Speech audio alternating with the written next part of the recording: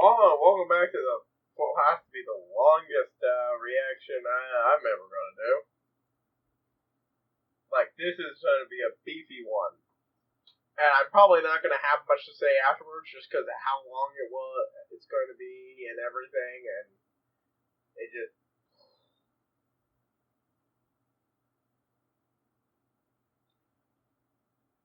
And I'm expecting at least one or two interruptions into it, because at this point, that's just not going to be possible to avoid with this length. If the Emperor had a podcast, episode 3, Inquisitor Draco, the first 40K novel. Let's just get into this beast.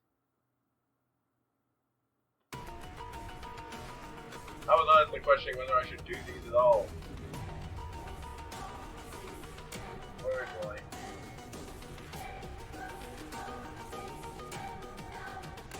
Oh man, you can see, I went down on the side of you.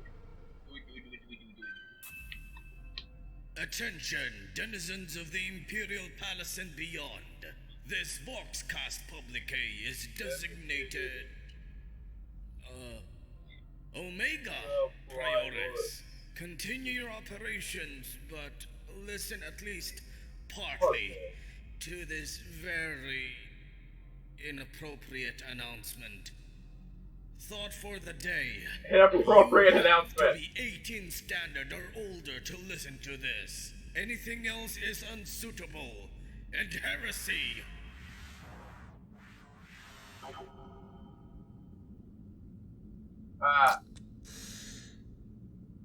Well, things have changed a lot. Boy!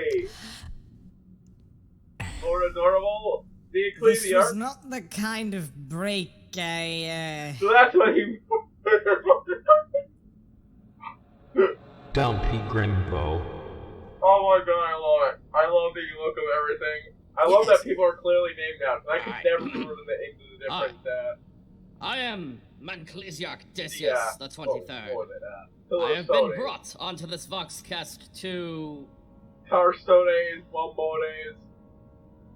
And I know there's the one played by Taka. Well, this record he's not here, but I have goes by the name Inquisitor, written by I have to be curious about illustrious scribe Ian Watson. Not who the third one is. Author of the screen I story cannot remember the name, but he got Steve Spielman's and I'll be a little sad if he's gone.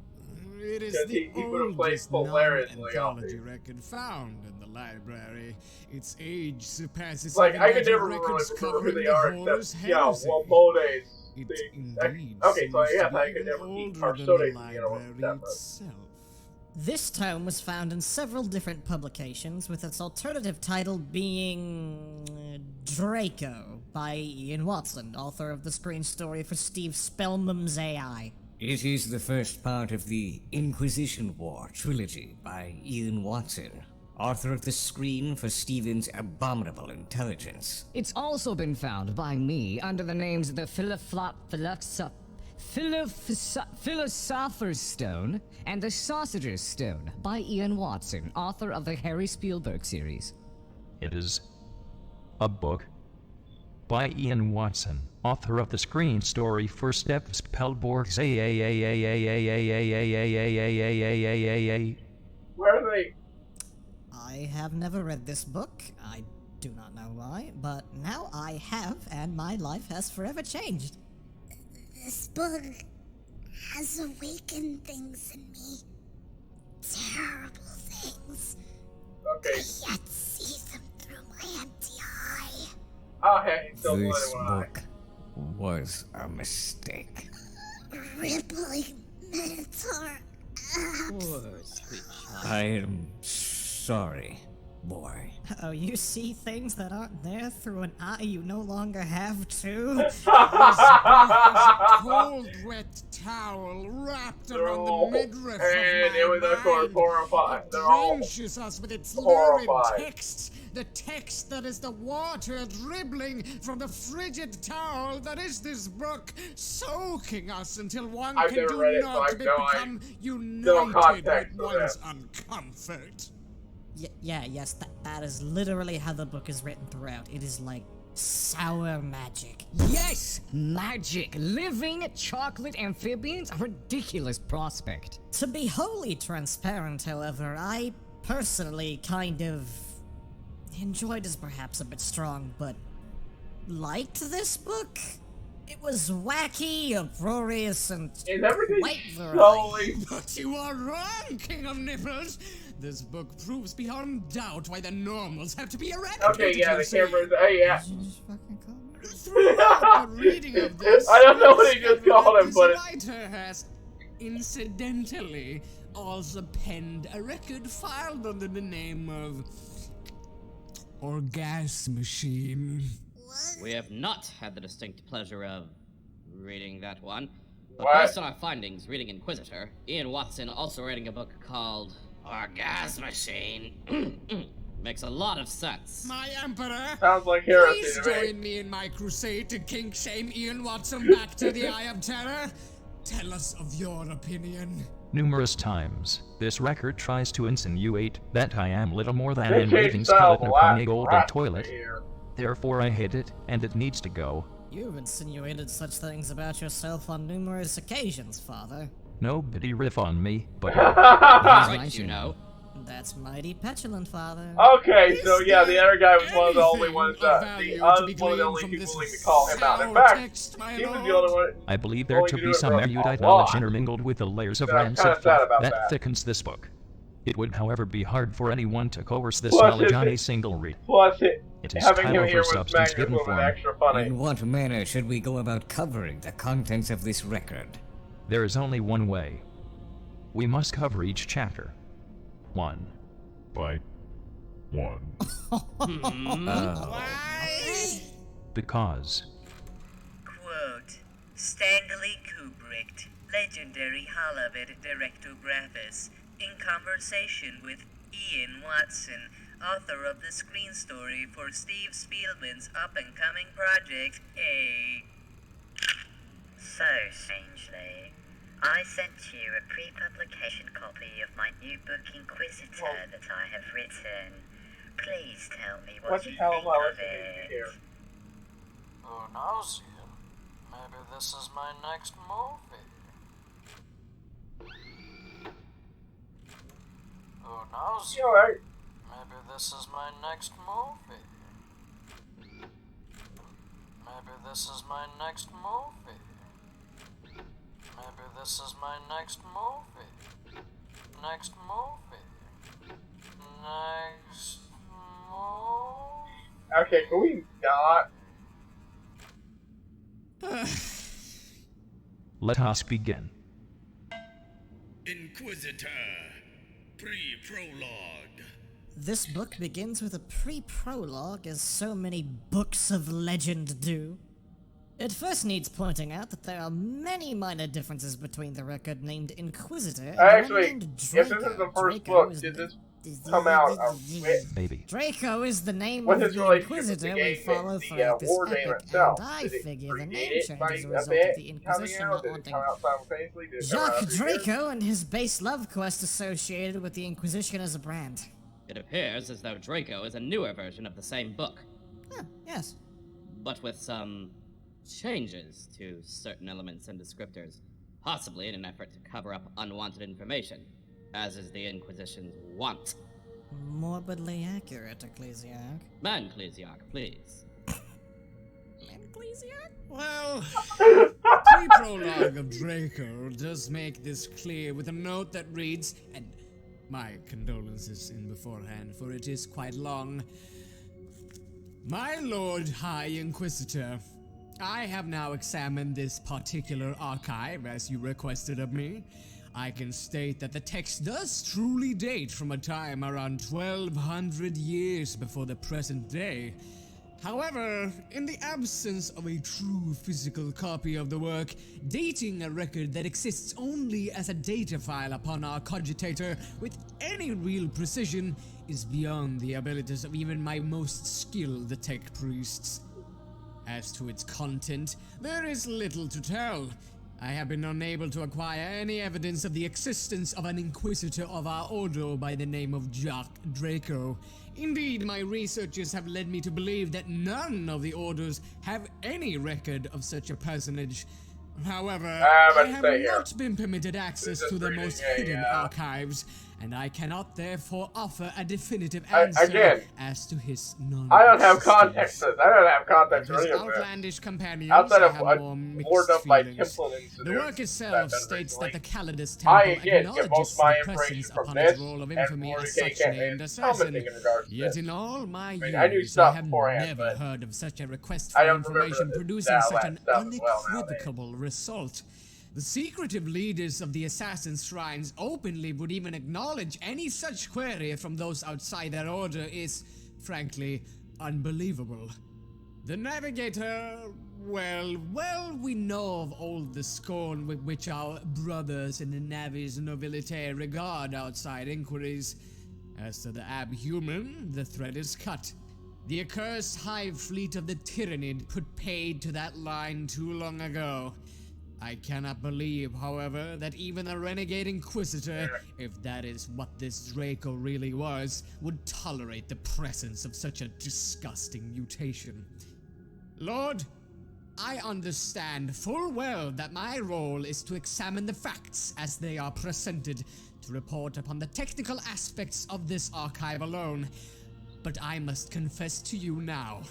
Okay, seriously, I have been serving you in my capacity as Master Librarian for 2 centuries now, but never have you asked me to report upon such a tangled morass I actually did know something about half-truths last and year inferences. but If even a fragment of what this memoir purports to reveal is truthful, it implies a conspiracy of the most mind-warping complexity. Yet where is the evidence? Without it, this work can be nothing but a blasphemous heresy, a traitorous farrago of the most evil kind.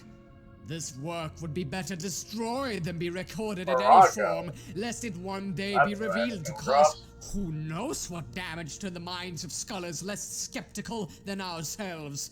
I implore you, Lord, let me erase this heresy. May the Golden Throne watch over you. Ah. Who knows, Ian?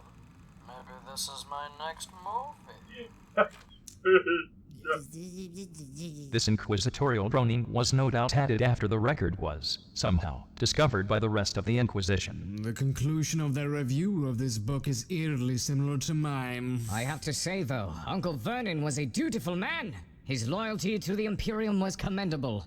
His son's death to the bearish Abhuman was tragic.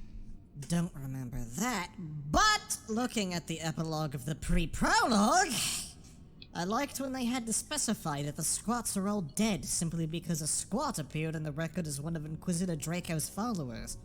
Oh, if you don't happen to know, dear listeners, the squats were a strain of very short and, well, squat abhumans that lived here in the galaxy at some point. Don't quite recall when. They were basically barcode modes from space. Oh right, they died to Tyrannid invasion. Right, yeah, there's something that was there so many they might corpses. Here I am, Then the Tyranids evolved the ability to be short. I have to say, I am Wait, surprised are the we boys mutant squat? loathing 'Cause that sounds Inquisition didn't kinda just like straight what up boys censor imply. the squat's identity and replace it with, say, that of a tech priest or something. I feel like I've seen that done somewhere else, but not in any of these publications. Regardless, more squad formation will be unearthed in the reading. Let us go! Squat formation, Inquisitor. Prologue. The prologue begins with another warning. Befitting of this book. Unlike the former, this warning is also plastered onto the original version. It explains that this record is the Liber Secretorum, or the Book of Secrets of Draco, the renegade Inquisitor, the individual whom we follow through this record. So what would a Liber Secretorum be? By asking that question, you have confirmed it works as intended. Yeah. Perhaps each Inquisitor keeps their own horrid little diary. Either way, the prologue goes on to ponder if this book is, in actuality, a weapon designed to sabotage faith and duty, which, yes, that makes sense. We have the galaxy-spanning ecclesiarchy on one side, preaching from a holy book written by a very heretical brother, Lorgar. Then, on the other side, you've got a book of very niche fetish pornography, which is being treated by the Inquisition as the most heretical thing known to man. Think priorities are in place.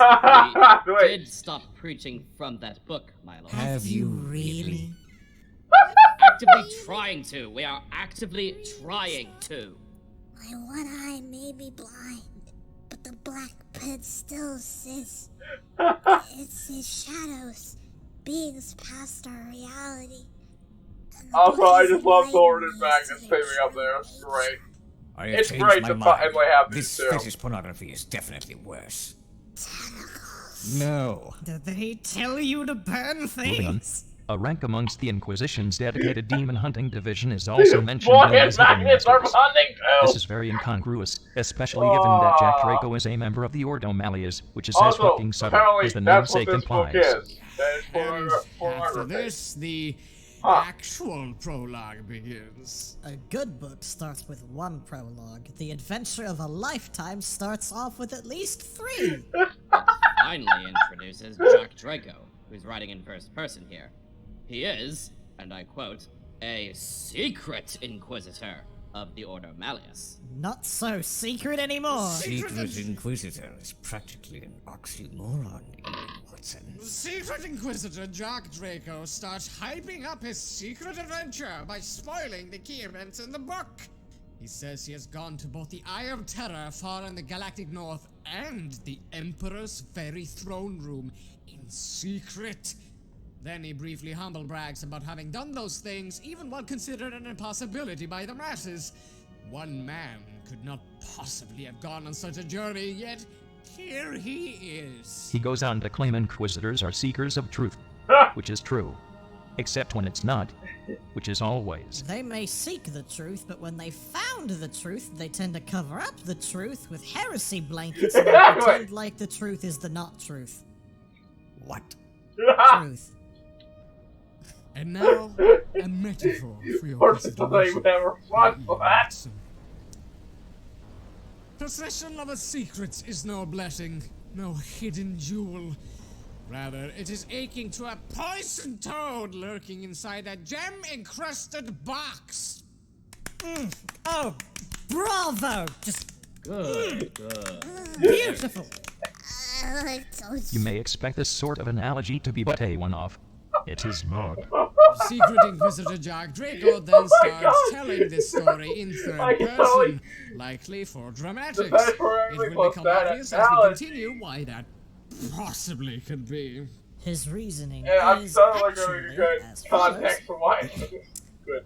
Though no demon eye, Oh my god, they're I actually feel in my showing. bones that it might prove inauspicious to utter my own name overmuch in my own voice, lest I somehow be summoned and bound by hostile human forces.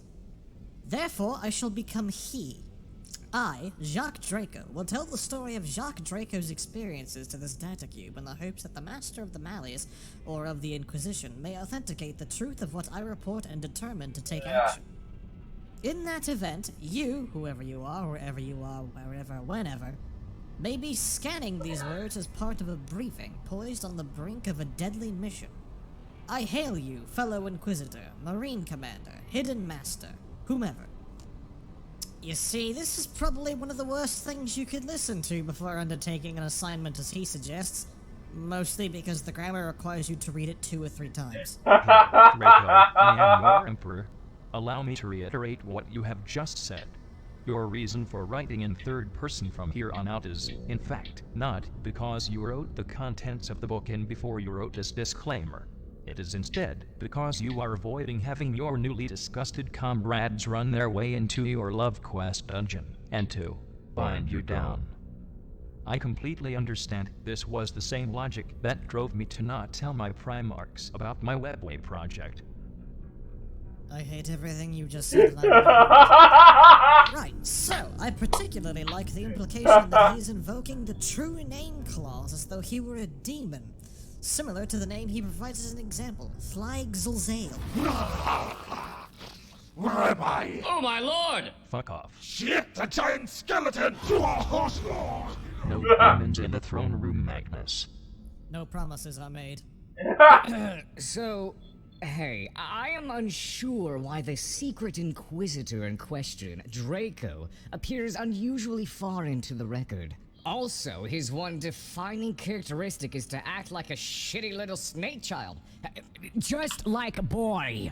Eat the death porridge, sir. Shut it, Snap. Oh my god, boy actually snapped back! Moving on. Draco begins describing his companions. Boy's about to spy! First is the previously mentioned squat. Truly, the arc of boy is great. Dumpy Grimbo. The second companion is a navigator named Vitaly Google, who apparently looks very old, but is only about 30. A bit par for the course there, I suppose. The last one is a Calidus assassin, of all things, who, plays the role of Draco's mistress. This is the first of many signs that this book is going to fuckland and never returning. And her name is Melindy. Quite a gaggle of misfits. Yes, I'd imagine from the outset that this looks to be a fun adventure filled with peril and entertainment and clowns. Hold, brother. If we weren't to quip about this book every time we find something objectionable, we would remain in this chamber until next week. The boy will starve. Wait, no. I can just drink my own blood. No. I would like to add that he is not speaking in hyperbole. I can determine that we would actually be in here for an entire week. I guess we should just keep it to a minimum then. I love that That's the George end is of the like, 20th and final no! prologue anyhow, so, No, I don't moving want on that! to the first No! chapter. Inquisitor, Chapter 1. Thank you. The chapter opens up on the planet of Stalinvast, in a hive city known as Vasilaryov, amidst a vast and ever-encroaching junglescape. The Hive City keeps the jungle from getting any closer to the walls by shooting it with a number of gun turrets. This being a very effective use of time, energy, and resources, rather than using a series of defoliants instead. Perhaps they have more ammo than they do weed killing. Is the Hive City in question a manufactorum as well? Yes, they that is also use actually the a jungle thing as that can target occur in practice for 40K. their weapons testing. It then goes on to describe a group of robotic warriors who are also being constructed and tested. This is strange. All robots in the 42nd millennium are considered archaeotech. It is considered impossible to construct new ones. Unless this world happens to have found an incredibly rare STC. and never more shared with the rest of the early Imperium. install. What an absolute fucking shame, if that is the case. Oh, after that comes an absolutely stellar description of the High City's towers, being large coral-like towers with rose red, scarlet, purple, pink colors. It then goes on to describe a series of suburban structures which are likened to a fungal dinner plate. Not very appropriate colors for a hive city. It's all the colors of the warp! Hogwarts truly is a disgusting locale. There are also space marine vehicles being produced here, as well as space marines going through harrowing jungle exercises. And it then swiftly moves on to describe what appears to be a gene stealer infestation that is rapidly eradicating everything in the hive city. That is as rapid a tonal shift as I've Then ever heard. there's finally some interactions between the four primary figures that we shall follow for the remainder of the record. Secret Inquisitor Draco has the hots for the Calidus assassin. Everyone has the hogs for the Calidus assassin. Don't really think they become an item, though. I think Draco and the girl end up hating each other due to psychic chauvinism. I think you might be skipping ahead somewhat. Draco talks for a bit about the assassin, Melindy, about where she's from, namely, the planet Calidus. I must remind everyone that Calidus is not a fucking planet. Indeed, my lord, it is a temple.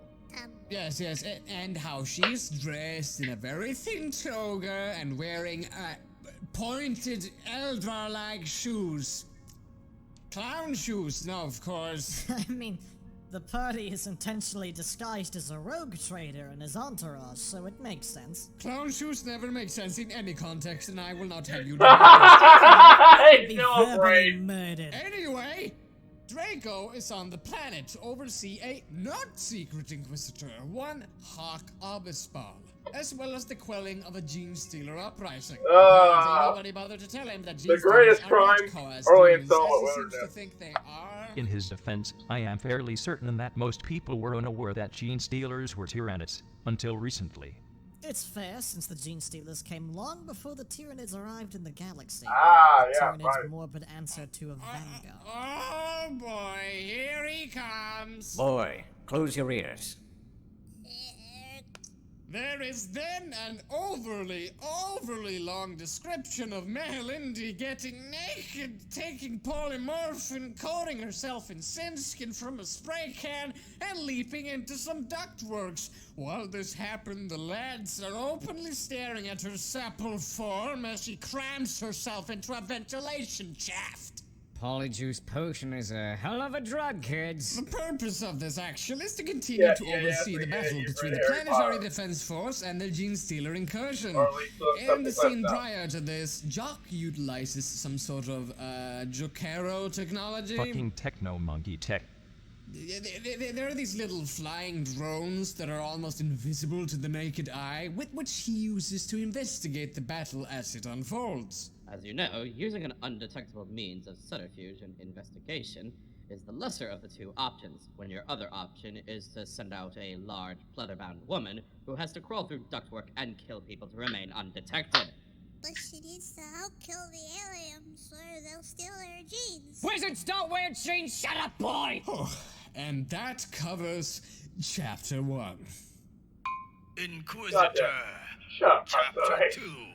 In Chapter 2, we take a break from the horny escapades of Jack Draco to behold things from HighPriest's perspective. It is equally as morbid. I am pretty sure he quotes an ancient bad text by the name of Mudcap or something. And if any of you out there are familiar, you will know why this sucks, and will understand why corporate cleanups of the Inquisition are justified. Yeah, after this, Abyspal and his troops proceed to cull the Gene Stealers. This scene continues on for a bit, not going anywhere in particular, until we cut again back to Draco's hotel room. Right. Draco appears to be musing on the warp for some reason. He's also doubting his, hardness. Quite literally, he wonders if he's truly hard enough to handle tasks like the one now before him. The way this man doubts his capability to do his job is really telling of the Inquisition's hiring practices.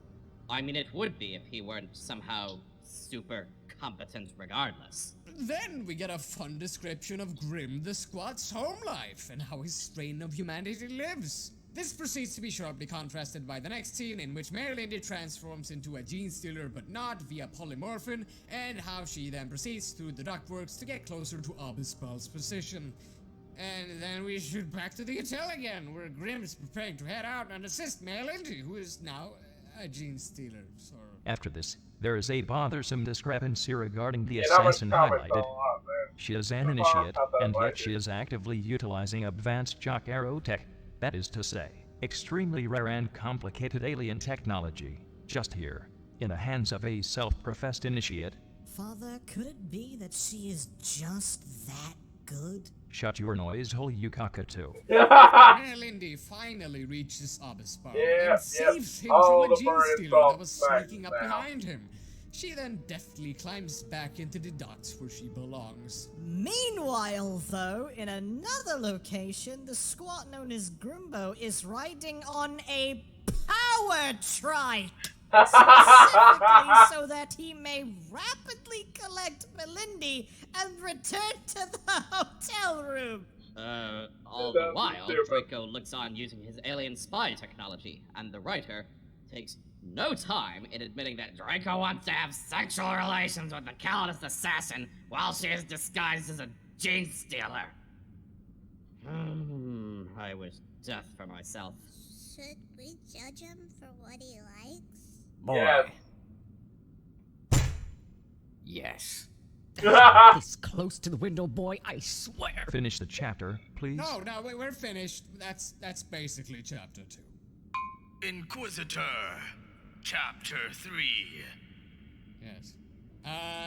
Grim continues his trek through the streets and side passages of the Hive City on his power trip. Right. He notices several things. Bodies standing upright, killed in these massive street-choking crowds of people, all of them bashing into each other, trying to evacuate. Watson continues describing scenes like this for at least 2 pages. I shall not. Good, there's enough room here for all of us. He collects Melindy and takes her back to the hotel on his power trek. In the hotel, everyone ogles her new form. For some reason, Dark Draco then proceeds to have an internal monologue on how he really wants some of that Gene Stealer bastard. That is What a shock! I will not repeat and already regret having said. No! Move on, swiftly! Moving on, there's oh dear, much more to Thor's this not chapter. happy. They talk on how polymorphin works to an extent. They talk about Melindy requires a lot of Thor's food to not transport happy back to about get the calories influence. required to transform in the first place. Draco orders a sumptuous feast for everyone, while Grim appears to be less than enthused. He muses that there are millions dead. And here I'm... and that although the Gene Stealers are losing this fight, that fact is but sugar on the porridge of death. This is the best book. These assholes then have the gall to point out that I have no way of experiencing pleasure at all. Which, while true, is very rude.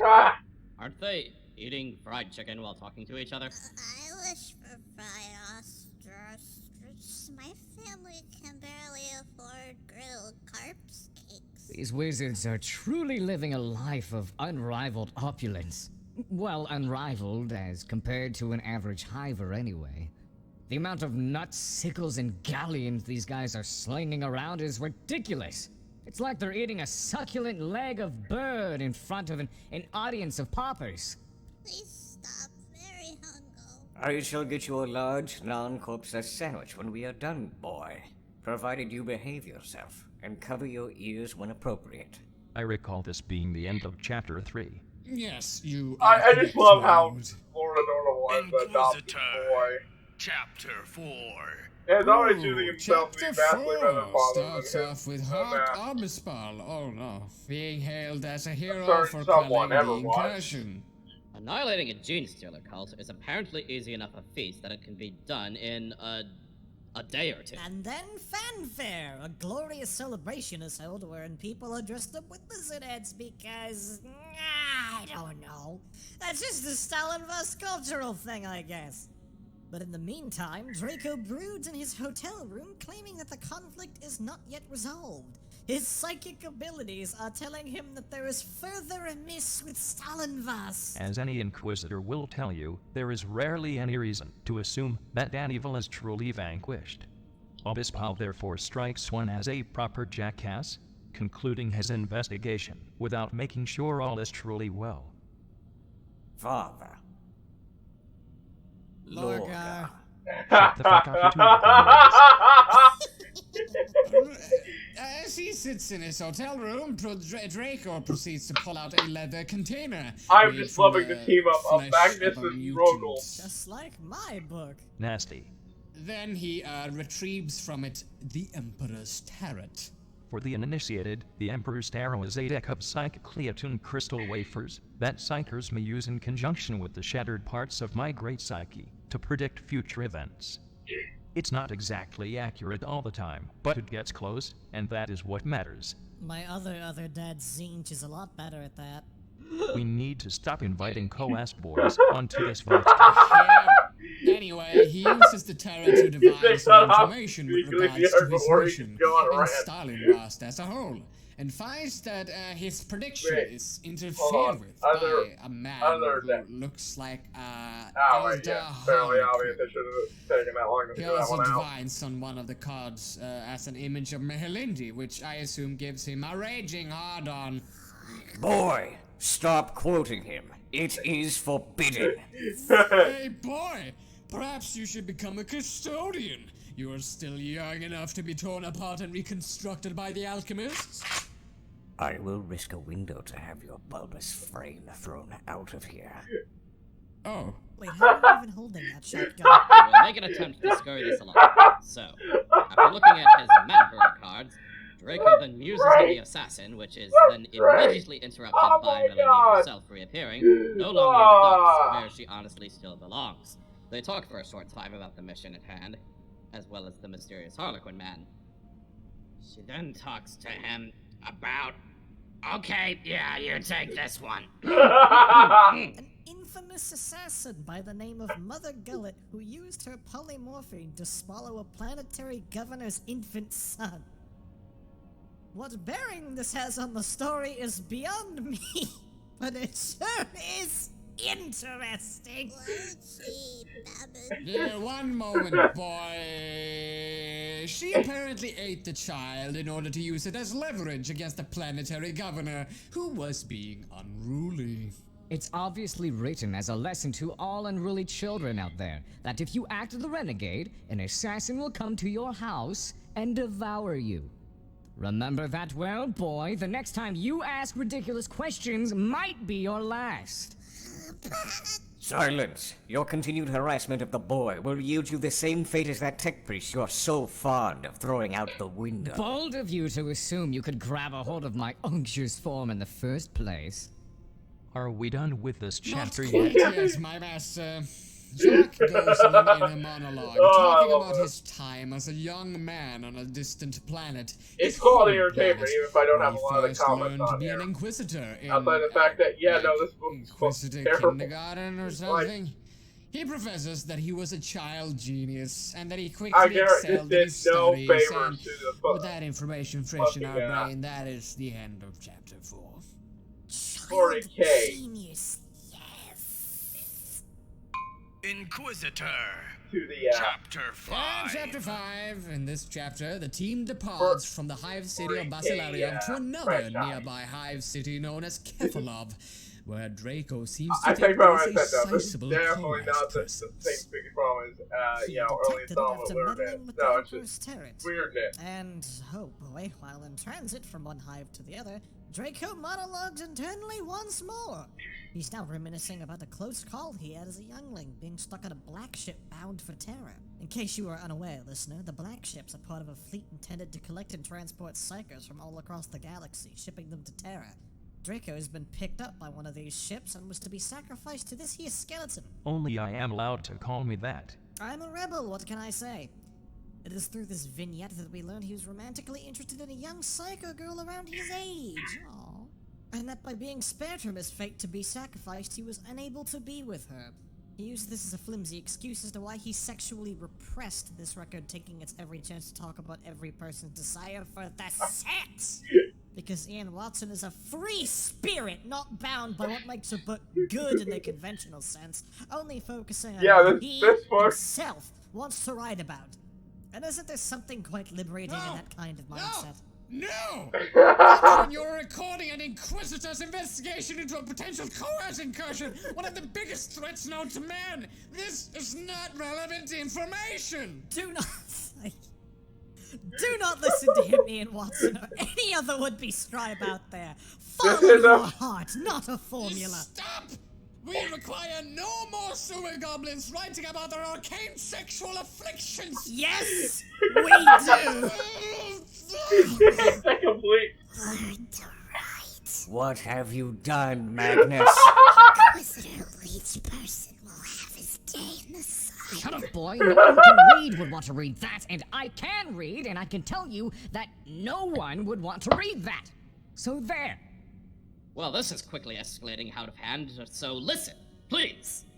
This is Draco the and joint company train arrive in the wreck. second hive city and And begin to make Magnus their way loves to its it because underground, how as awful that it is is. where the ruinous energies are coming from. While investigating, they come across a number of ruinous tentacles intertwined with the streets of the Underhive. And it was They go ahead very and start clearly a putting mistake into to allow them it various within weapons. boys' presence. The record utilizes flowery language and purple prose to describe how they go about this, almost to the point that it's completely unnecessary. No, not even to the point. It's completely unnecessary. They are certain that this mass of tentacles is the source of the energy. Nevertheless, Draco and the gang now meet with the clown man himself, Cephro Carnelian, for the first time being thoroughly introduced to him as the reason why these psychic tentacles, the origins of the psychic energies, the so-called Hydra, is on the planet. Draco then starts shooting with his plasma gun and makes a fucking awful statement that goes, "Blessed are the ignorant, unless they are Inquisitors," which, while being a true statement, is just so strangely put when for it to coalesce. I believe this is the site of another discrepancy, as my book had no mention of a combat spell being used. If anything, it's likely they moved the tentacles rather than cutting them in my copy. That, and apparently he and his compatriots used a sort of catalyst to channel their psychic energy. This catalyst being about the size of a twig? Yes, and then the chapter ends with the assassin chasing after the Harlequin man. What a clip. Okay, it's at this point that he somehow read, he learned to read by reading Harry Potter, and now he's trying to squeeze what they're talking about into the book he read. Who knows yet? Maybe this is my next movie. Yeah, okay, this chapter has the assassin going through a literal assault on the mind of the grisly carnal variety by a clown man with a psychic tentacle spawn. So basically, Might sound hentai. mildly amusing, but no, it's just in poor taste, so... Yeah. Pretty good reaction. Poignant, poor child. Moving forward. Ian Watson, why do you do this?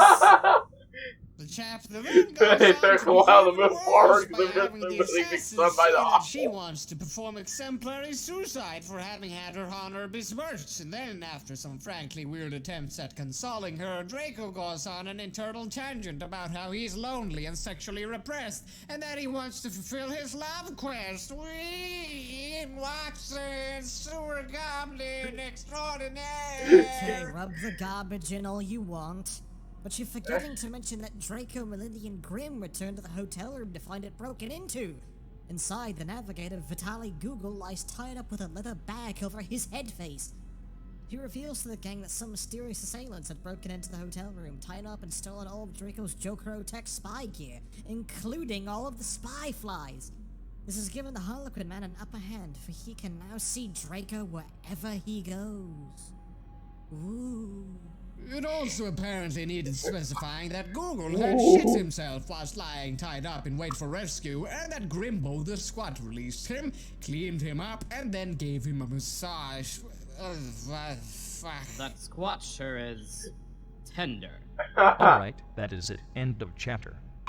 Inquisitor, Chapter 7.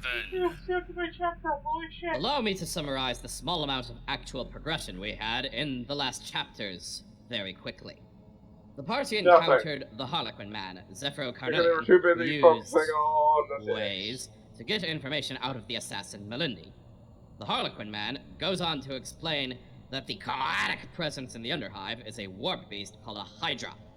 He then chases off the party, and they are forced to seek the planetary governor's astropath. Yes, in Chapter 7, we are given a very descriptive view of the planetary governor's penthouse. The planetary governor is apparently a mutant, which would be a shocking twist if it weren't for the scantily clad girls with eyes twice the size of normal human eyes having the sex with him in the other room as Draco enters. This is the literary equivalent of seasoning a lemon with a lime in an effort to make it more sour. You just can't really get more sour than what you started with. After this, they simply have a talk with the governor, which leads them to gaining access to an astropath. This brings us to Chapter 8. Inquisitor, Chapter 8. So the planetary governor leads Draco and company to a secluded part of his palace where he introduces them to the astropath, one Mama Pagine, who has a large quantity of small free creatures with her. I believe she refers to them as, well, cats. She seems to identify with cats because they are weird creatures. Draco dismisses the governor and Oh, speaks so with the look, astropath. crazy He guy. informs her that they require her psychic abilities to contact the Imperial Ravagers Space Marine chapter in order to perform an exterminatus on the planet. It should be noted that outside of this record, there are no other instances of this chapter being mentioned. Even within our own records of Space Marine chapters, this group is somewhat of a mystery. Probably White Scar successors considering their ravaging name. After the discussion, Draco takes the old woman aboard their ship and begins to depart. On the ship, called the Tormentum Malorum, there is an interestingly bleak portrayal of you, my most throne-bound master, as a mummified corpse, standing in something akin to a miniature temple dedicated to yourself. In my version, there is a very imposing bas-relief image of me standing triumphantly over fucking Horus. Not entirely sure if this newer version of the record is trying to suck up to me, but it's nice to not be referred to as a corpse. Draco then, uncharacteristically for an Inquisitor, changes his mind on the exterminatus. After consulting his remaining drones and learning that the horrid clown cosplayer, Carnelian, has whisked the Hydra away from the Underhive. The evil presence thus removed, the planet is no longer a suitable target for exterminatus, and the order is cancelled. Somehow. They then enter warp drive and depart for a lead on Carnelian and the Hydra. In transit, the party talks with each other for a while, bantering on squats and their life cycles, and how they can live to be almost 1,000 years old, and that the older they become, the stronger they become psychically. Interesting if true. Then, in another extreme tonal whiplash, Mama Pergine reveals to the party that she had sent the exterminatus order anyway, because she had suffered unreasonably at the hands of the governor and his family. Ow, my neck! Whoopsie! A planetary genocide level oopsie. Yep. And to put icing on this mass murder cake, this astropath is initially extremely pleased that she killed an entire planet and all potential robot warrior STCs that might have existed on it. But then Grim, bless him, astutely reminds her that all her cats were down there too. And then she cries a bit. She's not a good pet owner. I am in agreement, boy. That is no way to treat a wizard's pet. And with that cat ecliptic event out of the way, we move on to Chapter 9. Inquisitor, Chapter 9. Halfway there. Let's keep a stiff upper lip, my friends. No, this book makes me limp and feeble. Draco's ship has since dropped out of the water and arrived at the location they were heading to, a space hulk, or a collection of ruined ship remnants hurled together, floating through the depths of space. Isn't it an awful idea to traverse a space hulk without proper forces? Yes, it is usually the job of Terminators, who have armor necessary for such a dangerous task. The Inquisitor simply intends to enter with some flimsy spacesuits because he is... bad. No, Draco isn't bad, he's good. The best. Whilst approaching the Hulk, they talk amongst themselves about Draco's past inquisitorial work, in which he would slay demons and then have the visages tattooed onto him. Wow! That sounds like an excellent role model for the children, tattooing the likenesses of demons on your body. Boy, do not listen. This is actually a poor example for young minds such as yours. Yeah, he didn't get Hulk is the sarcasm supposed there. location of Draco's lead, and they go through a brief period of preparing to penetrate the Hulk's still active foreskin in order to reach its clogged interior. Keep that two-way minimum. The writing is enough, as it is. They make their way inside and are caught in a trap by unseen forces using... gun robots? Which are referred to as gun servitors in my version. Yes. They fight their way through most of the servitors before being apprehended and overwhelmed. They are then brought into a chamber where a few figures are standing, one of which is the clown freak himself, Sephro Cornelian. In addition to him, there is Because, also you know, apparently Obispo, making just the pure allegedly robots is incompetent so much harder inquisitor, to and do another than figure from taking Draco's a chunk past, of one Ball decaying Ferenzi. meat Ball's the leader and of these turning it men into who a are robot. apparently a secret order of inquisitors unknown to the Inquisition at large, one known as the Ordo Hydra. As this is revealed, the chapter ends. Inquisitor, Chapter 10. Chapter 10 is one of the greatest chapters, at least as far as being descriptive is concerned. I'm gonna It is say nice for a so change far of I'm pace, preferring the having a last bit of one light over this description instead of an incessant lusting after gene stealer asses. So this is better like my yours. master. Good. In any case, the I chapter do like to continues change where they style. left off in 9, and the prime members of the Ordo Hydra begin to explain their goal to Draco, who they trust immediately. They tell Draco that their plan is to utilize the Hydra to unite the Imperium, as the Hydra is a powerful psychic being capable of just such a feat. From there, they intend to use the combined might of the newly unified Imperial Psyche to completely obliterate the warp using your mind, Lord, as a beacon. An interesting plan. I can only see one minute issue. It's that this small gaggle of Inquisitors with no oversight are intending on unleashing a warp monster onto the Imperium as a whole, Yeah. including me, to create Totally a human hive brilliant mind all plan. linked by and under the thrall of a great material beast. That doesn't really seem like a good idea at all, my lord. Accurate. I'm surprised you think so. Having a human hive mind sounds like one of your greatest wishes. I am complaining about the involvement of a warp monster, not the concept of a hive mind.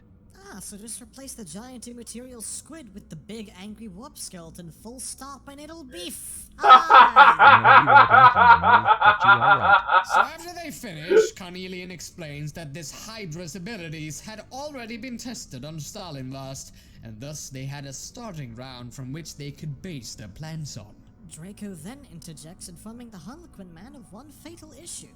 Stalinvast has been wiped out by the astropath Mama Pergine. This information seems to solve Carnelian for a moment, who seems to undergo a number of emotional flashes while he processes the information. Before he draws a last pistol and blasts Mama Pergine, seemingly in despair that an entire planet was annihilated for no good reason. I am now rooting for these Hydra weirdos. They killed an evil old woman who destroyed an entire planet. And cats! And that Oh, was so the these end of people are chapter actually 10. pausing. A short one, but reasonably Things alright. have gone weird. Inquisitor, Chapter 11. Following the execution of the vindictive old lady, Chapter 11 brings in a more relaxed setting. As in, they've moved to a dining room on a space hulk? The concept of constructing a dining hall aboard a dilapidated congregation of ship's parts is weird. Weird is a light way of putting it, my lord. Maybe it's Carnelian just briefly explains his reasoning for dining killing room. Pergine, and then goes on to extend the invitation to join the Ordo Yo, Hydra, maybe so that Draco might assist the rather dining than hall hinder or the Ordo's was plans. already Again, there. having I mean, no it real is, reason to yeah, trust space Draco, hall. since he has been functioning as Not a out there, secret the dining Inquisitor, room could have survived incidentally the working formation against of their one. wishes this whole time. What better way to stop an investigation than to bring the investigator in on the grift? What better way to disband a horrible cult than to have their leaders bring an opponent into said cult as a high-ranking member just because he seems nice? Touché? This trust in Draco is further illustrated by them giving him a small sealed container with a chunk of the Hydra in it. Their intent being that Draco will go out into the Imperium and spread the Hydra. Draco takes this box and leaves with his party in tow for the ship. And of course he's gonna Aboard the prep because Tormentum he's not an Malorium, idiot. they begin to wonder what they should do. He's not an idiot that Grim fast. being of the opinion that they should simply flee to the furthest reaches of the galaxy and hide amongst the uncharted stars. Google shares in this idea. Draco and Merlindi are on the fence, however, and they go to their quarters to think on the matter. Draco seems to be lost in thought when suddenly Merlindi enters his room. Boy. They talk to each other about their concerns and insecurities. Then they begin to have sex. Whoa! Hold up. That's way different to what's in my Draco book. goes on to describe Mehelinda's various tattoos, having now seen her separate Yeah, naked but you're not forehead. reading the thing. Whoa! Stop! That's wrong. There's What? even a tattoo of a spider upon her unshaven groin, in which Draco begins to. What? It is then just No, described stop! as a hairy Wait! spider tattoo, which lends further credence to Ian Watson being a sex pervert. Evidently, it was so good that Draco is exhausted afterwards. His long-standing love quest comes to an end.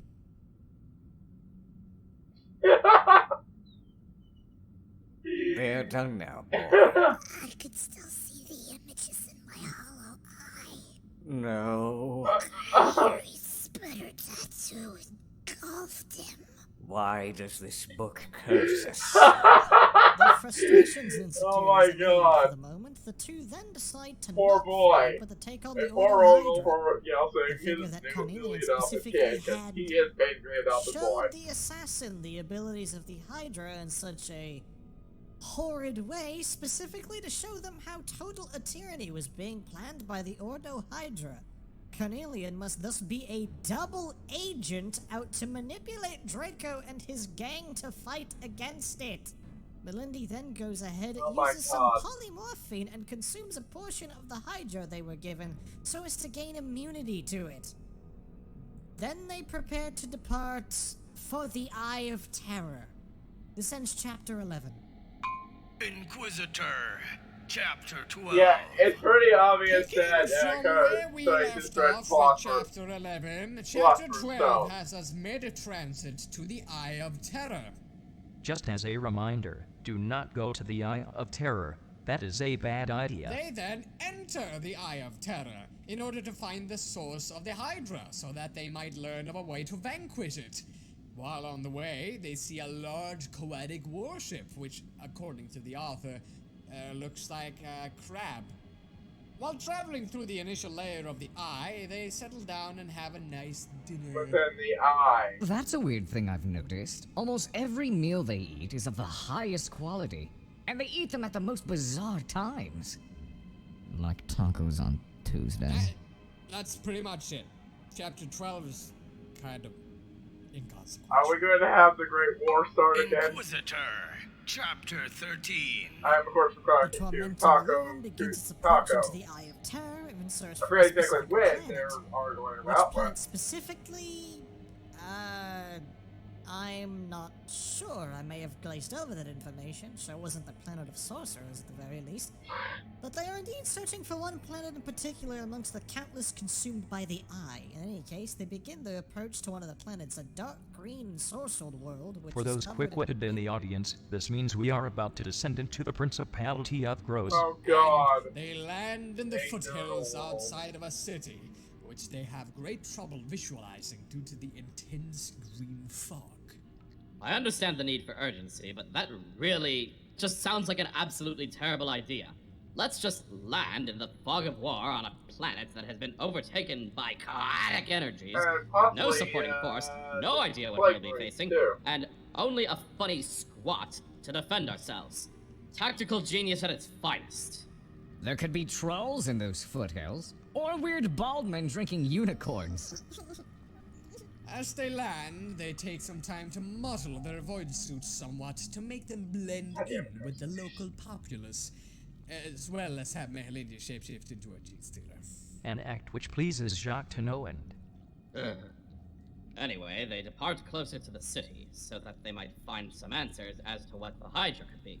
While traveling, they cross paths with another group, but these beings are cursed with the taint of Coas, as Ian describes gleefully. Boy.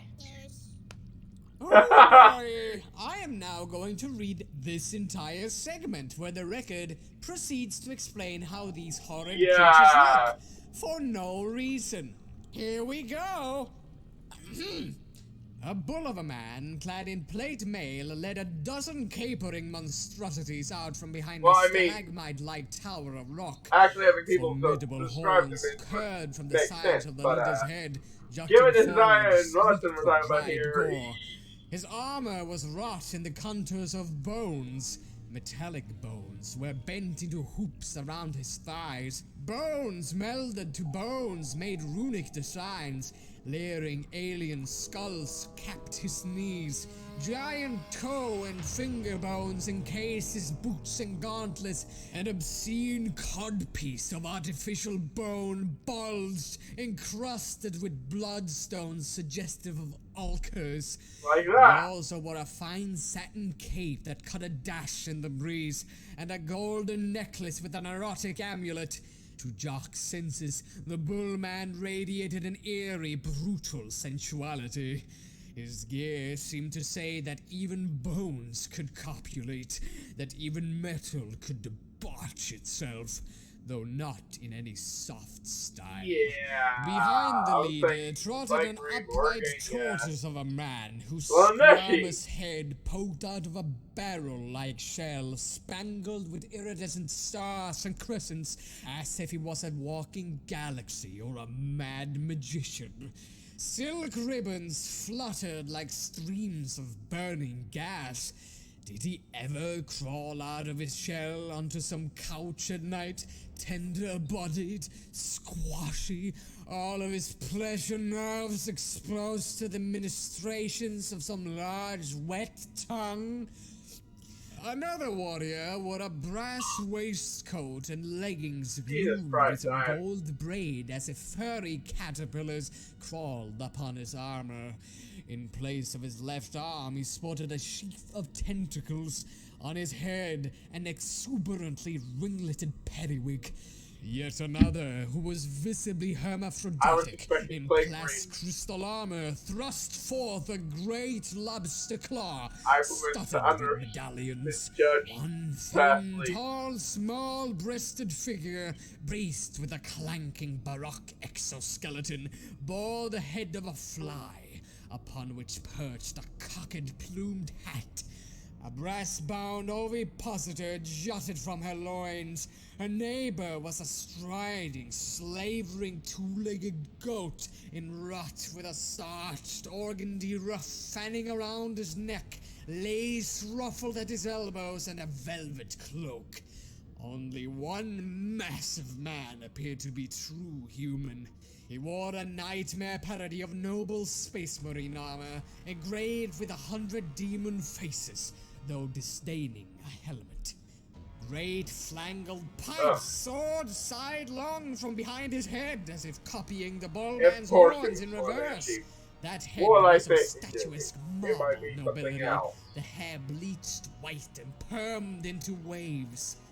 At the tip of his aquiline nose, he wore an emerald ring that suggested a drip of mucus. One cheek was tattooed with sword and sheath poised like lingua mignani. Alongside this traitor marine there danced a mutant woman who was at once beautiful and hideous. Her body, clad in a chain-mailed leotard trimmed with rosettes and puffs of gauze, was blanched and petite, her hair blonde and voluptuous. Yet her jade-green eyes were swollen ovals, set askew in an otherwise sensual face. Her feet were ostrich claws, ornamented with topaz rings. Her hands were chitinous, painted pincers, a razor-edged tail lashed behind her plump buttocks. How like a demonette of Korath she seemed. Google groaned at the sight of her and took an involuntary step forward. Grim gritted his teeth. And oh my god, it's almost over. That's nearly the end. You do not need to read anymore, you get it! Yes, thank you! Got him. When I said gross, you were probably thinking Nurgle. Yeah! Nope, it was Slanesh the whole time. Absolutely disgusting! It comes as no surprise that we get a painfully exactly what I was thinking, Nurgle, upon the human form. Do you know, in addition to all the boobular nipple rings, exactly why we got this drawn-out explanation in the first place, when all of these creatures are dismissed as irrelevant barely a chapter after the fact, is a question everyone already knows the answer to. In an effort to obfuscate his true purpose on the planet, Jock banters with the Coas townsfolk about things for a while, and taking no time to explain to them that he is having sexual relations with Mehelindi, who might I add, is still disguised as a genius. Oh wait, you have forgotten the best part about her transformation. Did you manage to talk about the fuck pouch that she grew to simulate a vaginal opening as a part of her disguise to these filthy Coas folk? Who knows yet? Maybe this is my next movie. A normal wrote this, and yet I find myself ostracized for wanting to call them. The servants of he who shall not be named are wily and disgusting. I would not Ian call Watson that man understands the subject matter better than we could be. ever hope to. I don't ever want to understand Coaz. On that, boy, we agree. I mean, shut it. Suffice to say that Coaz finally got warriors yourself are a groovy, only then, slightly duped by Draco's ploy, and combat ensues. Lovingly rendered combat, I might add, to be entirely fair. It is not bad. At least he goes to as much detail in describing their wretched bodies being torn asunder as he does in describing the wretched bodies in the first place. Yes. After dispatching the band of Coaz people, they move closer towards the city on the horizon when they hear a very distant noise, which is explained further in the next chapter.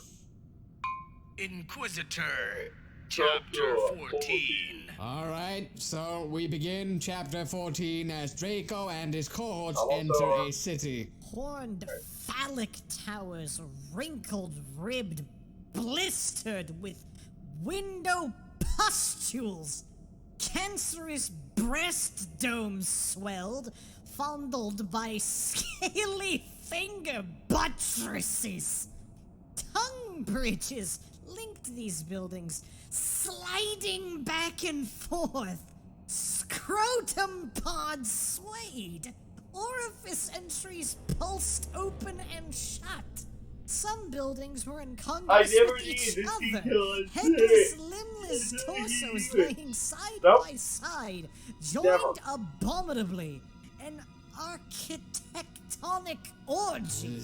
Ian Watson must be a master at writing one-handed at this point. I will give him that. This is, of course, one of the other great wizarding schools. I couldn't tell you which, but all you need to know is that Hogwarts is sanctioned, and this is not.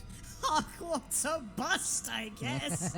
Bust indeed. See, man. Draco and friends can hear a noise coming from the city. The noise, as it is now described, seems to be emanating from a large, vile figure upon a palanquin being pulled by chaos monstrosities. Ah, that must be Hagar the Horrible, the bear man who tore Uncle Vernon's head from his body. Around said figure is an entourage of warriors clad in traitor's armor. They are briefly described before... Yeah, bull. The obese woman upon the palanquin is a noble lady of sorts that is shouting for her concert. Yeah, shouting for him. Bull. He was the bull of a man described earlier. The one with the bones, the bulging bones. As she screams, her voice is so cacophonous that it rings across the boob hills and is audible from impossible distances. Jock and the party proceed to set up an ambush to eliminate her protectors. Then they do that, with relative ease, I might add. Something that really shouldn't be doable on a Coas planet with naught but bolt guns and a psychic weapon. Just that good! All the adepts of Slanesh are just that bad. Very bad. Her escorts thus disposed of, Jack begins to torture the Fiend for information as to what the Hydra is, and whether gene stealers are involved. He gets a bit of information from the thing, before she is eliminated from a long distance by... none other than Zephyro Carnelian? Who appears to have sniped and killed this monstrosity with only a las pistol. This statement is bothersome. A las pistol does not have a significant enough charge to be fired at long range and be expected to instantly kill a malformed chaos worshipper. Actually, I didn't pass that my first time through. Yeah, what? Do not dwell on this. There are far worse things in this record to be dwelling upon. He's just that good! Haven't you realized this? Right. Of course. That ends Chapter 14. Inquisitor, Chapter 15. We're almost done with this, I'm glad to say. Yes. I need to take an aspirin. About 50 to be precise. Yes, same, actually. My head is ringing fiercely. And that's a vicious feat considering my... superhuman physique. Oh, you all shall drink from the manclesical fountain of aspirin after this is finished, but there is not much left of this tome. Carnelian has finally confronted Draco and his party, and he chastises him for betraying the Ordo Hydra. It is as though the people within this book forget the limitations and abilities of various beings, ideas, and concepts seemingly at will, almost as if they are only paid any attention when they serve the narrative. But my man, Emperor, this is an account of someone's adventures, not a work of fiction. Oh, right. Well, forget what I said. Jacques Draco is just a massive weirdo. Yes. Yes, he is, my master. Carnelian Early orders his two installment compatriots who appear to be armed with heavy bolters to begin to take down Draco and his team. Naturally, Draco and company escaped pretty much unharmed. They then depart on the Tormentum Malorum, seemingly with no plans and no idea how to tackle their newfound problem. You'd think that a good place to start would be to get past the giant dog that they encountered earlier. It's obviously hiding something crucial to the story. Sir, I think you may be reading a different story. Shut it, boy. You have no regard for foreshadowing, and obviously have been slacking off and reading our book. Hold your book upside down, sir. I knew that. There's a picture in here that's upside down, and I wanted a better look. That's not the book we were reading. It isn't. Thank you, boy! What is that book you are reading?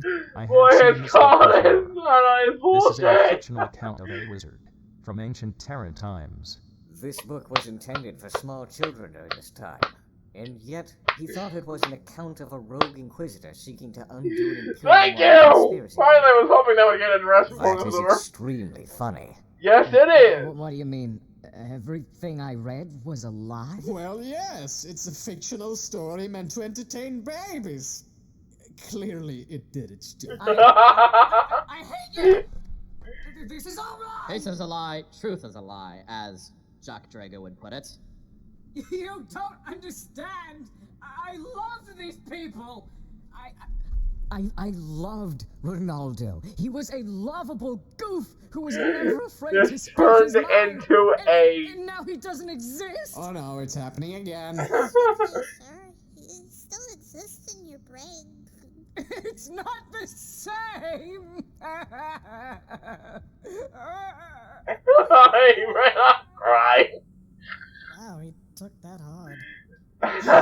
It's just like the time when we were reading him The Giving Tree.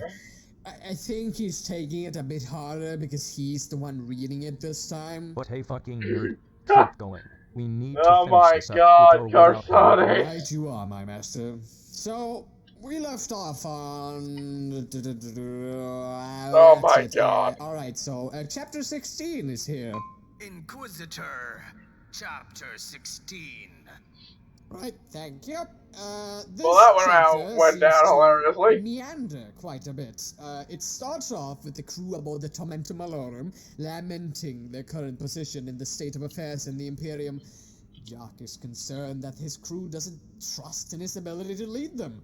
Grim is despondent and seems to want to drink excessively. Lindy shows absolutely almost no emotion. And Google continues on to contribute a bare minimum to justify his existence in life. He's a navigator. What were you expecting out of the little pervert? I don't know, I just find his existence redundant. Jock could have spent this entire time having not even mentioned his name, and I think we would have had about the same idea as to what is going on. Complain about redundancies later. Read now. Of course. They spend the chapter visiting the resupply depot and the star system of Bandicoot. It says Bandicoot, I'm sure of it. You are in need of prescription spectacles, sir. The star system is called Bandicoot. It's practically the same. Anyway, during this time, Google seemed to dwell on the repulsive fiends from the Coas planet and how he felt aroused by her presence.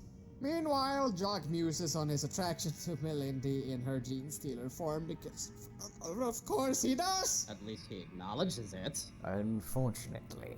While all this is happening, your boy Grimbo slips from the attention and goes on a drinking binge aboard the station, staying for way too long and almost getting left behind as the Tormentor Malorum was preparing to depart without him. To think, we almost lost the only redeemable person in this record due to impatience. As they leave the station, they resolve to find a way to alert the Emperor himself on Holy Terra about the plot. This irrational bag of bones must know of the tentacle monster. If it were up to me, and I had the ability to take in visitors, who are screened to the point where we can see the DNA of their very pubes, I would.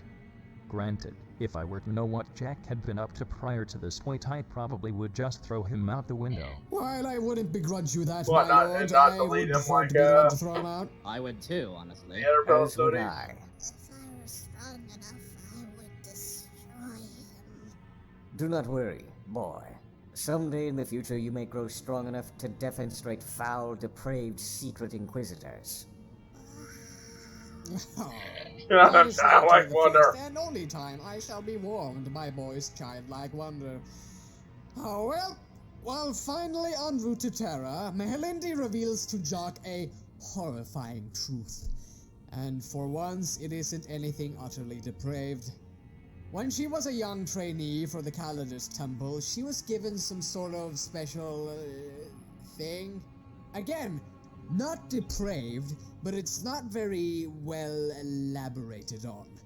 Regardless, said thing stops her from transforming into anything other than a gene stealer with her polymorphin, and that she is more or less consigned to this singular and specific talent. That doesn't sound like a very good thing, to be honest. Nope, but this does end chapter 16. I'm morbidly curious what the thing is. 2 more to go. Inquisitor. Yep, Chapter 2 more to 17. go. We smash cut to Jacques Done inside with it, the crap. on board a transport Not the ship video, bound but for Terra. That's a crap bit of a they're jump reading. there. Why, yes, straight into the action. You see, Jacques and company have managed to board a black ship now, and stuff their bodies into boxes in order to be transported to Terra without worry. Jacques explains to his readers that he has convinced the not-secret Inquisitors aboard the black ship that there is some sort of kidnapping ring that has been stealing the young, psychically imbued children who are to be sacrificed to the Emperor as slaves for various uses. He appears to imply something very foul here, though sincerely I hope it is simply me reading too much into this. I mean, it is The high not and secret Watson, Inquisitor so. aboard the black ship that is transporting the boxes is described as having alien fetus earrings. I just wanted to mention that. Move on. I am sorry, Master, but I must point out how completely asinine it is that this secret Inquisitor is attempting to secret himself onto Terra by lying to the supposedly highest security captains of a black ship and hiding in a box. He is sneaking onto Terra by hiding in a box. He's attempting to sneak into one of the most heavily defended locations in the entire By Imperium hiding in a by box. hiding inside of a box. That would be funny, were it not so personally insulting. Stop dwelling on it and move on, damn it. Yeah, of course he would take that Time personally. skip again to Jacques and his party disembarking from their crates, which appear to be bound for the kitchens in the lower sections of the palace itself. After they sneak out of the kitchen, there is a bizarrely detailed description of a custodes killing a rat. Oh shit, I think that might have been the shield captain. After this, they disguise themselves as agents of the Administratum using some grey robes. They What was look into Char's secure Stone Age? areas simply by having these robes on. In this portion of the workings beneath the palace, there are signs of heavy machinery being used to power the throne, and there are... Alright, here with me on this one. 3, 2, 1. Sodium vapor flambeau behind high false clerestory windows of stained glass, painted patches of amber ichor, sap, and hemoglobin across the tessellated floor. I don't even understand that. For Sorry those about of that. you survived this barrage, this large, needlessly descriptive sentence is being used to describe a window, the lamp behind the window, and the color of the floor. Stylistic writing! This goes beyond stylistic. This is not just flowery writing. The sentence is a whining hedge maze of an enemy that is indicative of everything ridiculous about Ian Watson's writing style. It took the more illiterate of us 5 whole fuck-mothering minutes to look up the definitions for each of these words in various dictionaries we had on hand. Please, if any of you are thinking of becoming scribes, do not stop and force your readers to drop your book and pick up a dictionary every other chapter just because you need to assert your talent for finding obscure words. And to any intellectual types out there beginning to write an email to us about how it is the sign of the learned man, who includes such advanced words and phrases in a text medium, this record is shallow and only artificially deep. It is depraved, uncanny, and most damning of all, boring. This is not a text that is even remotely entertaining or informative due to the way that it is written, the way its story and personages are handled, and even its breakneck pacing. What little entertainment we have derived from this text is obtained purely through the sheer hilarity that comes with something so irrational attempting to be presented as a serious story. This book is bad.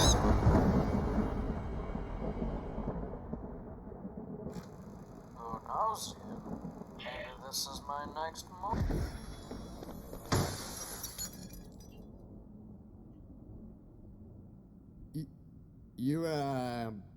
You good, my master? I find my reality growing ever more frustrating, and sometimes I need to have this established by physical means.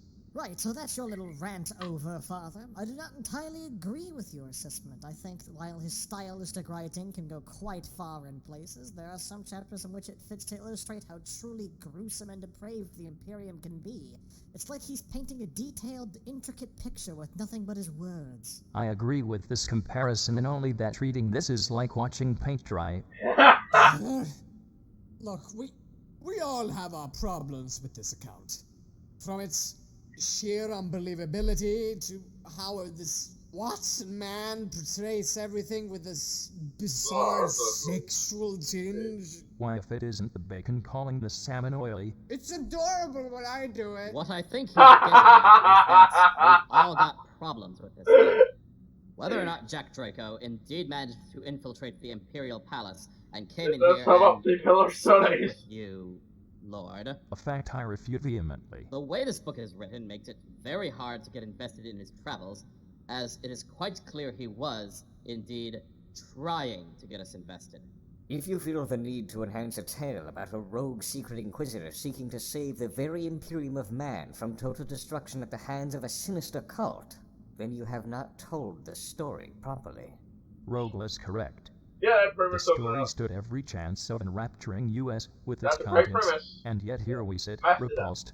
It's rather sad when you think about it. Kind of, yeah. Should we continue on and prepare to end this book? Yes, Sure. please. Whatever. This has gotten quite sad, and I would prefer to feel angry at the contents of this book. Right away, my master. We left off at the overly descriptive lamp, window, and floor, right? Yeah. Good. Further described in the room which Draco and company find themselves are the pumps and machines that filled the throne with life. The life in this situation seems to be a number of fluids containing Xenos corpses and drugs, of all things. These pumps are manned by awful, lumpy children who look as though they have tuberculosis. Again, thank you for that, Mr. Watson. This raises the question. Child, were you ever in the Under Palace? No, my lord. My friend says he was for a while.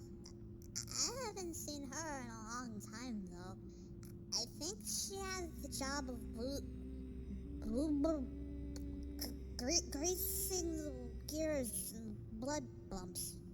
Oh my. Moving on, I say that a lot this cast. There is an admittedly humorous depiction of petitioners trying to enter into the High Lord's. Yeah, it's not hard to figure out what there are numerous merchants. she ended up greasing those things with. Rocks, dogs, to all kinds of greasy finger From what? foods, and even portable latrines.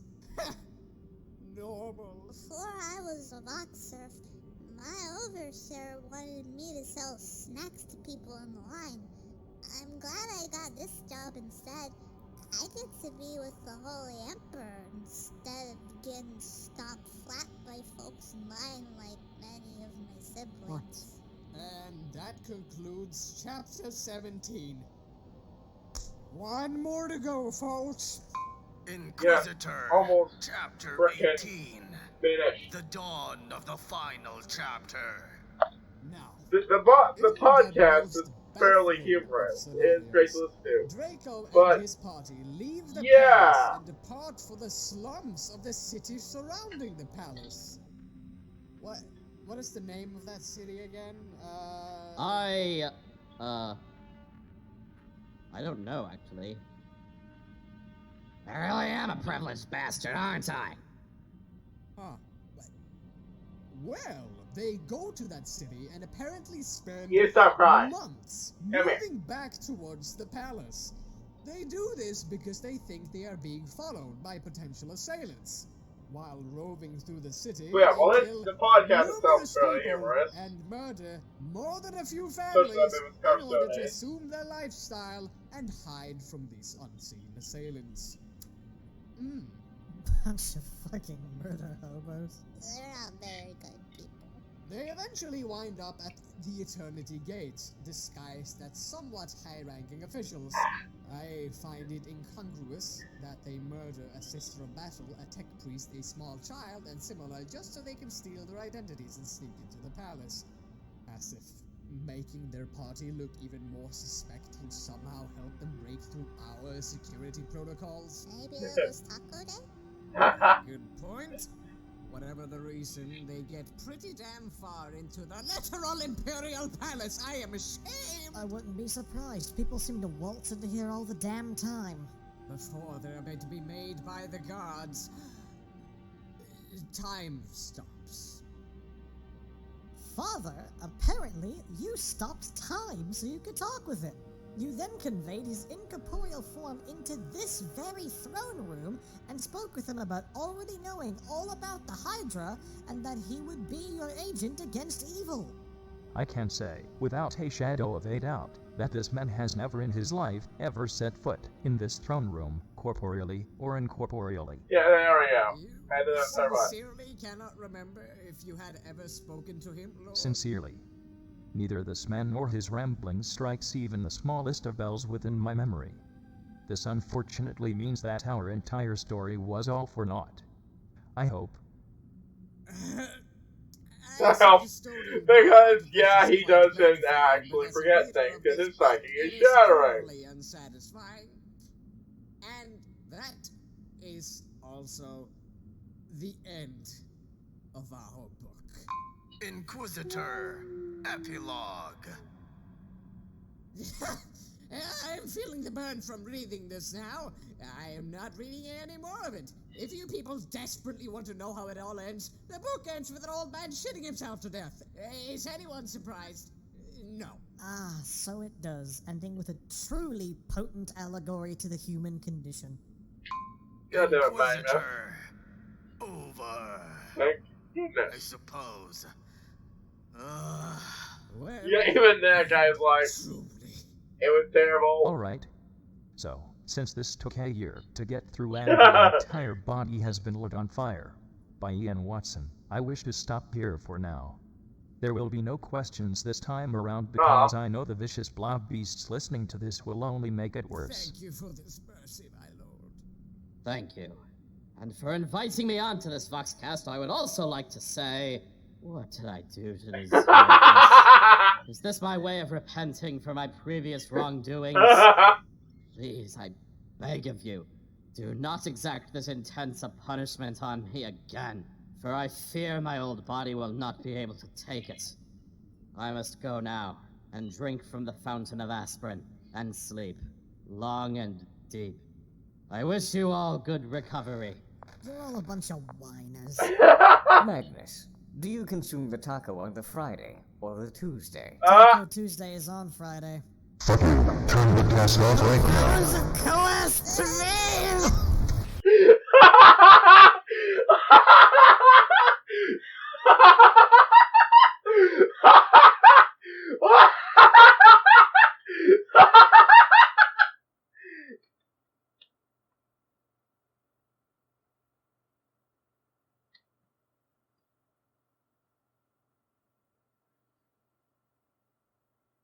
Oh my god. I was hoping Magnus would chime in. And he chose the most trolly answer ever. Taco Tuesdays on Friday.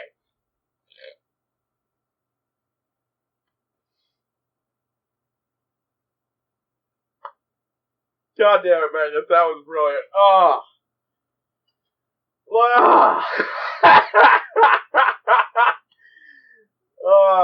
Like I said, this was funny. Not as funny as, laugh out loud funny as the last one, except that last bit. I'd say it was fairly good.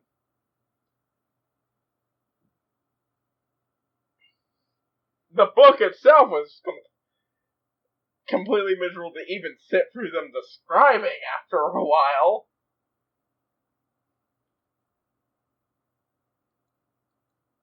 But the podcast was quality.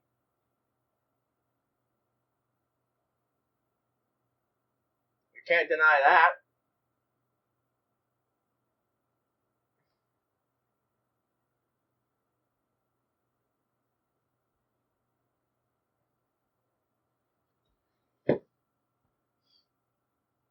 I can't deny it that the base of the thing was quality, even if the book itself was an utter fucking painful trudge to get through, even second hand. This isn't the first time I've felt that before. Every so often, when someone reviews something, I barely watch the review of it because it's so painful. Usually that's only with shows, but it also happens with Let's Read, where I have to actually read some of it myself. And it's apparently similarly done enough, like,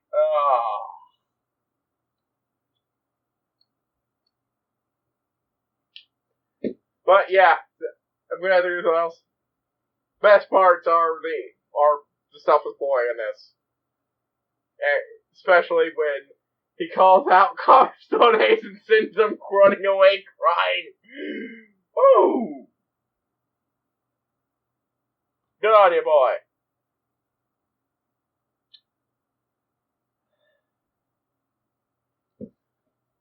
Oh my god. That was just... I realize there were a lot of quiet parts, but this was an hour and a half. I can only talk so much, and there's not as much to react to in these. You know what I should have done? I should have put it on high speed. Even 125 would have helped that massively. Because, you know, it's meant to be like an actual live podcast, and those aren't exactly normally reaction material. But this is a fake podcast, and it goes...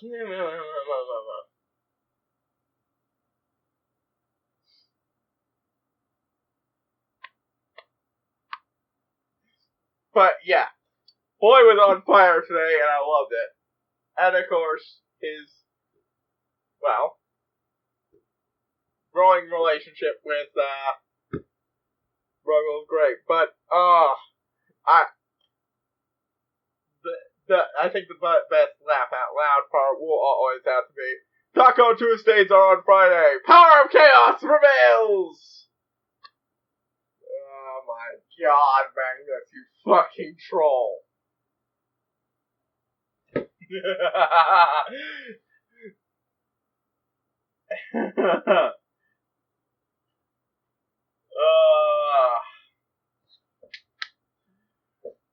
Well, at this point, I just hope we get to the next chunk of story soon, because honest to God, I might not seem like I was into it before, but I'm just increasingly hungry for more of the main story.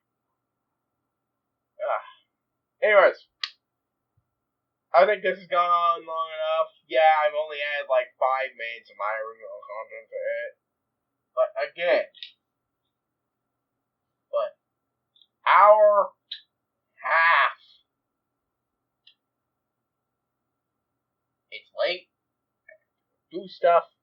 And I have a crying dog who wants to be let out of the room. So that she can go bark at stuff. Bark, bark, bark. check out here. HighPriest signing out. I will see you.